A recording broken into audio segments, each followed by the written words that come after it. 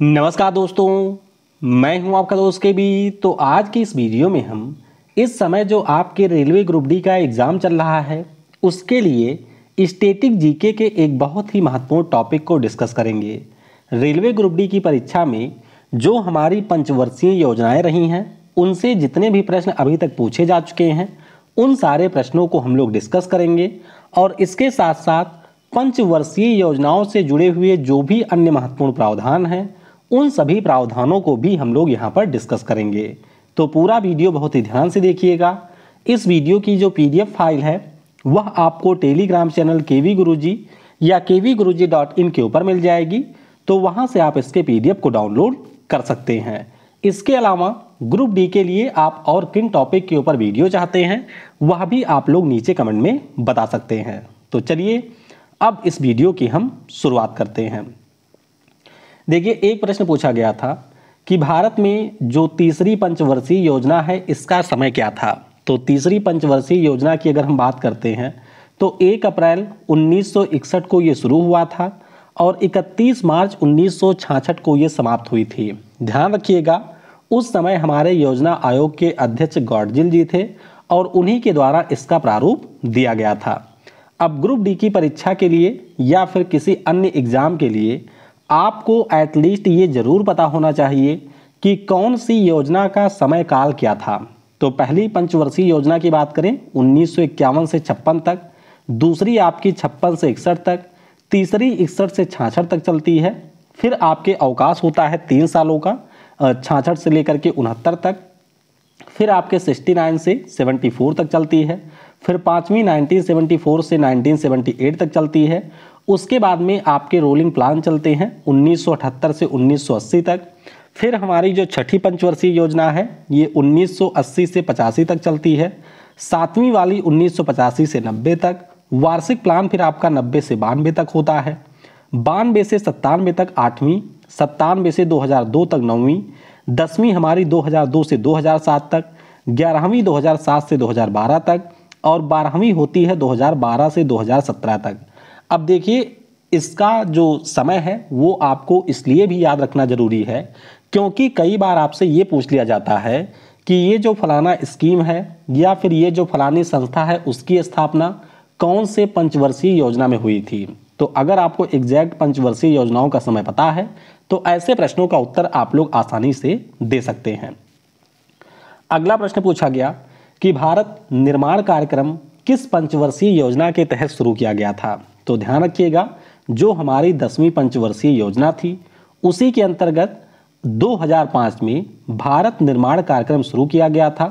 और आपको ये ध्यान रखना है कि ये जो हमारा प्रोग्राम था इसका मुख्य रूप से उद्देश्य था कि ग्रामीण लोगों को बेहतर जीवन यहाँ पर दिया जाए। अगला प्रश्न पूछा गया कि पीवी नरसिम्हा राव के समय जो हमारे यहाँ पर एलपीजी रिफॉर्म है ये किस पंचवर्षीय योजना में लागू हुआ था। तो ध्यान रखिएगा, ये जो आपका रिफॉर्म है हुआ तो 1991 में था, लेकिन ये लागू हुआ था 1992 में 8वीं पंचवर्षीय योजना के दौरान। आपको ये भी ध्यान रखना है कि ये जो एलपीजी रिफॉर्म है इसमें हमारे जो पूर्व वित्त मंत्री और भारत के प्रधानमंत्री मनमोहन सिंह जी हैं उनका सबसे महत्वपूर्ण योगदान था। अगला प्रश्न पूछा गया कि किस पंचवर्षीय योजना में लाइसेंस राज को शुरू किया गया। तो ये जो पंचवर्षीय योजना है आपको ध्यान रखना है, दूसरी पंचवर्षीय योजना के अंतर्गत जो आपका औद्योगिक नीति संकल्प आया था 1956 में, उसी के अंतर्गत हमारे यहाँ पर लाइसेंस राज की शुरुआत हुई थी। और फिर आपको ध्यान रखना है कि जो न्यू इंडस्ट्रियल पॉलिसी आती है 1991 में, उसके बाद में यहाँ पर जो लाइसेंस राज है उसको सरकार के द्वारा समाप्त कर दिया जाता है। अगला प्रश्न पूछा गया कि दूसरी पंचवर्षीय योजना में किस पर फोकस किया गया था। तो सेकंड 5 ईयर प्लान की अगर हम लोग बात करते हैं तो मुख्य रूप से इसके अंतर्गत हमारे यहाँ पर जो बुनियादी और भारी उद्योग हैं उनका विकास और मुख्य रूप से औद्योगिकीकरण के ऊपर जोर दिया गया था। आपको ध्यान रखना है कि पीसी महालनोबिस मॉडल के ऊपर ये आधारित था और इसी के अंतर्गत जो औद्योगिक नीति संकल्प आया था उसी के द्वारा हमारे देश में हैवी इंडस्ट्रीज को स्थापित किया गया था। अगला प्रश्न पूछा गया कि 7वीं पंचवर्षीय योजना में सरकार ने किस पर सबसे अधिक फोकस किया था। तो 7वीं पंचवर्षीय योजना की अगर हम बात करते हैं तो सरकार के द्वारा शिक्षा, रोजगार और स्वास्थ्य, इसके साथ साथ जनसंख्या वृद्धि दर में कमी के ऊपर फोकस किया गया था। 1 अप्रैल 1985 से लेकर के 31 मार्च 1990 तक ये पंचवर्षीय योजना चली थी। अगला प्रश्न पूछा गया कि पहली पंचवर्षीय योजना कब से कब तक चली थी। तो बिल्कुल सिंपल है, 1 अप्रैल 1951 से लेकर के आपके 31 मार्च 1956 तक ये चली थी। और ध्यान रखिएगा ये हमारी पहली पंचवर्षीय योजना थी। अगला प्रश्न पूछा गया कि नाबार्ड की जो स्थापना है ये किस पंचवर्षीय योजना के दौरान हुआ था। तो नाबार्ड के बारे में आपको पता होना चाहिए कि इसकी स्थापना 1982 में हुई थी और उस समय हमारे देश में 6ठी पंचवर्षीय योजना चल रही थी।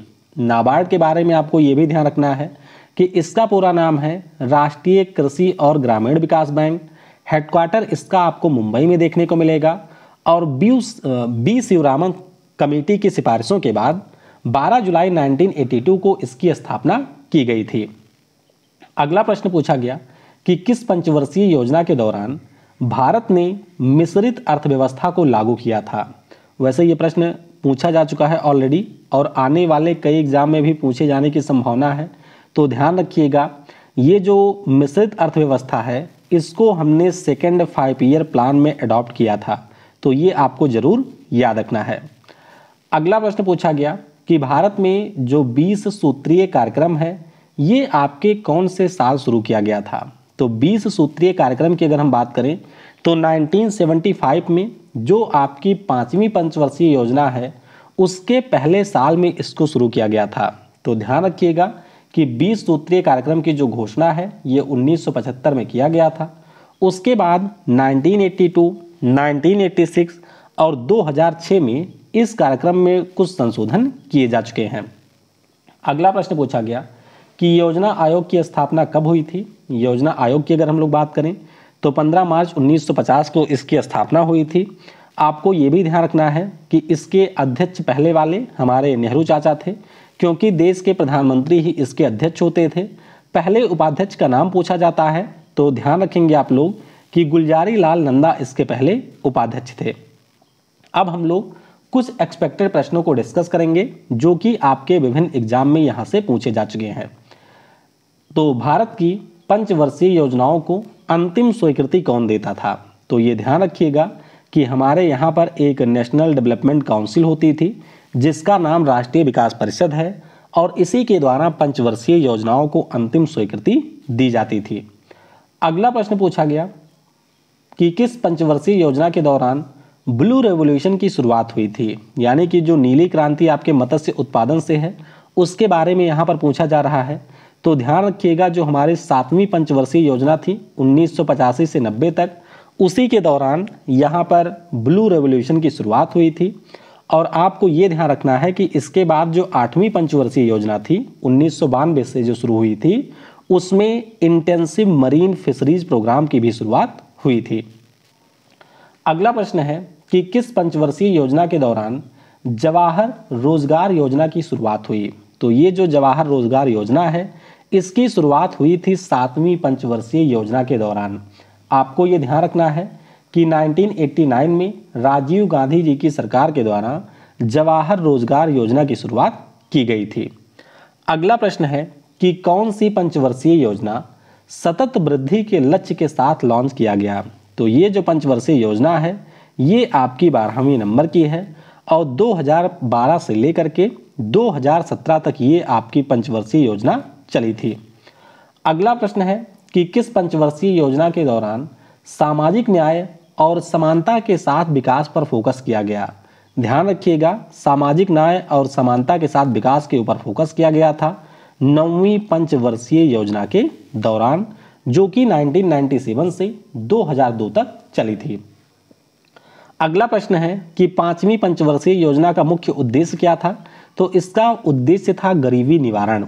ध्यान रखेंगे कि 1 अप्रैल 1974 से लेकर के 31 मार्च 1979 तक ये पंचवर्षीय योजना चली थी। इसी के दौरान आपका 20 सूत्रीय प्रोग्राम भी आया था। मिनिमम नीड्स प्रोग्राम ये भी ऑलरेडी पूछा जा चुका है, ध्यान रखिएगा, जो कि 1974 में शुरू हुआ था। 5वीं पंचवर्षीय योजना के पहले साल में, और भारतीय राष्ट्रीय राजमार्ग सिस्टम जो है इसकी भी शुरुआत आपके 5वीं पंचवर्षीय योजना के दौरान ही हुई थी। अब आइए हम लोग पंचवर्षीय योजनाओं से जुड़े हुए जो महत्वपूर्ण प्रावधान हैं उनको यहाँ पर डिस्कस करते हैं। तो देखिए, सबसे पहले हम लोग योजना आयोग के बारे में बात करेंगे। ध्यान रखेंगे कि 15 मार्च 1950 को योजना आयोग का गठन हुआ था। भारत के जो प्रधानमंत्री हैं वो इसके पदेन अध्यक्ष होते हैं, और ये भी आप लोग ध्यान रखिएगा कि केसी नियोगी की अध्यक्षता में एक आपकी सलाहकारी प्लानिंग बोर्ड गठित की गई थी, और इसी के द्वारा योजना आयोग के स्थापना की बात कही गई थी। ये योजना आयोग का मुख्य रूप से काम क्या था, तो भारत के विकास के लिए ये जो पंचवर्षीय योजनाएं हैं इसी का निर्माण करना था योजना आयोग को। पहले अध्यक्ष मैंने आपको बता दिया हमारे नेहरू अंकल थे, और पहले उपाध्यक्ष की बात करें तो गुलजारी लाल नंदा आपके पहले उपाध्यक्ष थे। कुल 12 पंचवर्षीय योजनाएं आपके देश में लागू हो चुकी हैं। अब बात करेंगे राष्ट्रीय विकास परिषद की, यानी कि नेशनल डेवलपमेंट काउंसिल की। तो ये भी हमारा एक गैर संवैधानिक निकाय था। इसका काम क्या था, तो योजना आयोग के द्वारा जो भी आपकी योजनाएं बनाई गई हैं उसका अनुमोदन करना और योजनाओं के लागू होने की जांच करना। तो ये सारे जो काम हैं वो राष्ट्रीय विकास परिषद के थे। इसकी स्थापना 6 अगस्त 1952 को हुई थी। प्रधानमंत्री इसके पदेन अध्यक्ष होते हैं, और मतलब होते थे।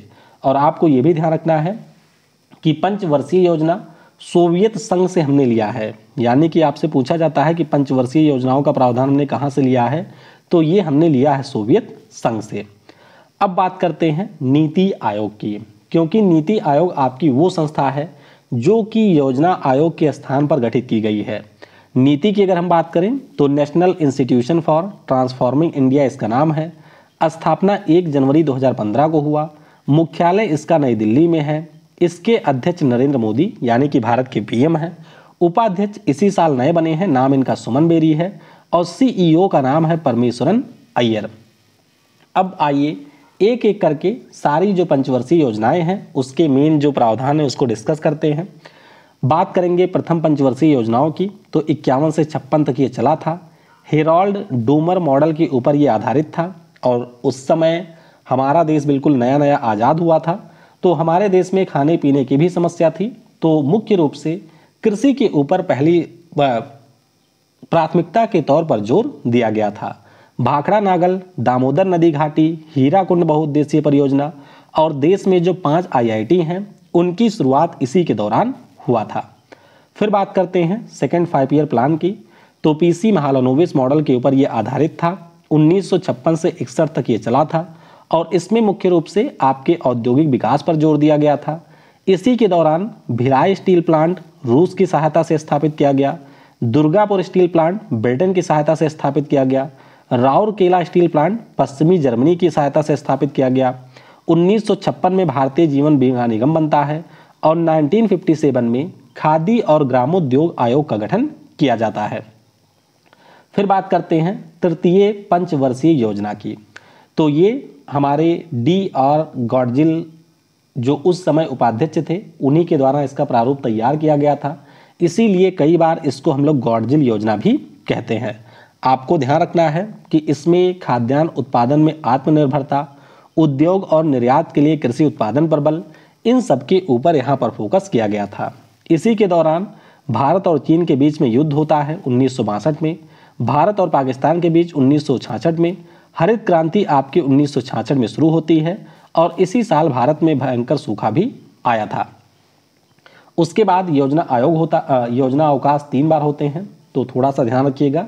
1966 से 69 तक, क्योंकि इस समय आपके युद्ध वगैरह सूखा वगैरह आए थे। 1977 में सरकार बदल गई थी, तो 78 से 80 तक मोरारजी देसाई की सरकार के द्वारा 3 रोलिंग प्लान लाए गए थे। और 1990 से 92 के बीच हमारे देश में केंद्र स्तर के ऊपर काफ़ी ज़्यादा राजनीतिक अस्थिरता थी, और इसी के लिए 1990 से 92 के बीच में भी एक गैप आपको मिलेगा। चतुर्थ पंचवर्षीय योजना की अगर हम लोग बात करते हैं तो ये 69 से 74 तक चली थी। ध्यान रखिएगा कि अशोक रुद्र मेनन मॉडल के ऊपर ये आपका आधारित था। इसमें स्थिरता के साथ आर्थिक विकास और आत्मनिर्भरता की प्राप्ति के ऊपर फोकस किया गया था। इसी के दौरान 1969 में 14 बैंकों का राष्ट्रीयकरण होता है, 1969 में इसरो की स्थापना होती है 15 अगस्त को, और कृषि दर इसके दौरान हमारी सर्वाधिक रही थी। फिर बात करते हैं पंचम पंचवर्षीय योजना की। तो आपको ये ध्यान रखना है कि ये जो हमारी पंचवर्षीय योजना है इसका समय काल था 74 से 79 तक, लेकिन मोरारजी देसाई की सरकार बनती है 1977 में, और उसके बाद इस योजना को एक साल पहले ही समाप्त कर दिया जाता है। तो आत्मनिर्भरता के ऊपर बल और गरीबी निवारण इस समय इसके अंतर्गत मुख्य रूप से फोकस के विषय थे। महत्वपूर्ण घटनाओं की बात करें तो गरीबी हटाओ का नारा दिया गया था, और 1975 में आपातकाल भी हमारे देश में इम्पोज किया गया था। फिर अनवरत प्लान चलता है जिसे आप लोग रोलिंग प्लान भी कहते हैं 78 से 80 तक। तो ये आपको ध्यान रखना है कि मोरारजी देसाई की सरकार ने इसे चालू किया था। छठी पंचवर्षीय योजना की बात करते हैं तो ये भी महत्वपूर्ण है। ध्यान रखिएगा 1980 से 85 तक ये आपकी चली थी। आगत निर्गत मॉडल के ऊपर ये बेस्ड थी। इसके अंतर्गत आर्थिक उदारीकरण, आत्मनिर्भरता, आधुनिकीकरण और गरीबी निवारण के ऊपर फोकस किया गया था। इसी के दौरान 1982 में नाबार्ड का गठन होता है। 1980 में 6 बैंकों का राष्ट्रीयकरण होता है, और एकीकृत ग्रामीण विकास कार्यक्रम की शुरुआत भी इसी दौरान होती है। फिर बात करते हैं 7वीं पंचवर्षीय योजना की। तो 1985 से 1990 तक ये चलता है। जॉन डब्ल्यू मिलर मॉडल के ऊपर ये आधारित था। शिक्षा, रोजगार और स्वास्थ्य के ऊपर यहाँ पर फोकस किया जाता है। साथ ही साथ जनसंख्या वृद्धि के दर में जो आपकी वृद्धि हो रही थी उसको कमी करने पर भी फोकस किया जाता है। महत्वपूर्ण घटनाओं की अगर हम बात करें तो लकड़वाल समिति गरीबी की माप, और पहली बार निजी क्षेत्र को यहाँ पर तरजीह दी जाती है। फिर बात करते हैं 8वीं पंचवर्षीय योजना की, जो कि 92 से 97 तक चलता है। तो ध्यान रखिएगा रोजगार, आत्मनिर्भरता, आधुनिकीकरण, सर्वांगीण मानव विकास के ऊपर फोकस किया जाता है। घटनाएं आपको जरूर ध्यान रखनी है। तो एलपीजी रिफॉर्म इसी के दौरान आता है। प्रधानमंत्री रोजगार योजना, ध्यान रखिएगा एक आपकी जवाहर रोजगार योजना है जो कि 1989 में शुरू हुई थी, और उस समय 7वीं पंचवर्षीय योजना थी। प्रधानमंत्री रोजगार योजना 1993 में शुरू होती है, और उस समय 8वीं पंचवर्षीय योजना थी। तो 1992 में सेबी का गठन होता है, और यहाँ पर नरसिम्हा राव की सरकार के द्वारा न्यू इंडस्ट्रियल पॉलिसी को भी लागू किया जाता है। 9वीं पंचवर्षीय योजना की बात करें तो 97 से 2002 तक ये चला था। जीवन की गुणवत्ता में सुधार, पंचायती राज सहकारी संस्थाओं को बढ़ावा, सामाजिक न्याय और समानता के साथ विकास पर फोकस इसके प्रमुख लक्ष्य थे। महत्वपूर्ण घटनाओं की बात करें तो 1999 में पाकिस्तान के साथ कारगिल का युद्ध होता है। 1999 में IRDAI यानी कि insurance regulatory development authority of India का गठन होता है, और इसी के दौरान प्रधानमंत्री ग्राम सड़क योजना भी PM अटल बिहारी वाजपेयी जी के द्वारा शुरू की जाती है। फिर बात करते हैं 10वीं पंचवर्षीय योजना की, जो कि 2002 से 2007 तक चलता है।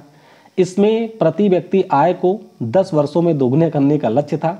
दूरसंचार, बिजली, इन क्षेत्रों में निजी क्षेत्र को बढ़ावा दिया गया, और गरीबी और बेरोजगारी की समाप्ति के ऊपर फोकस किया गया था। महत्वपूर्ण घटनाओं की बात करते हैं तो 2006 में मनरेगा की शुरुआत इसी के अंतर्गत हुई थी।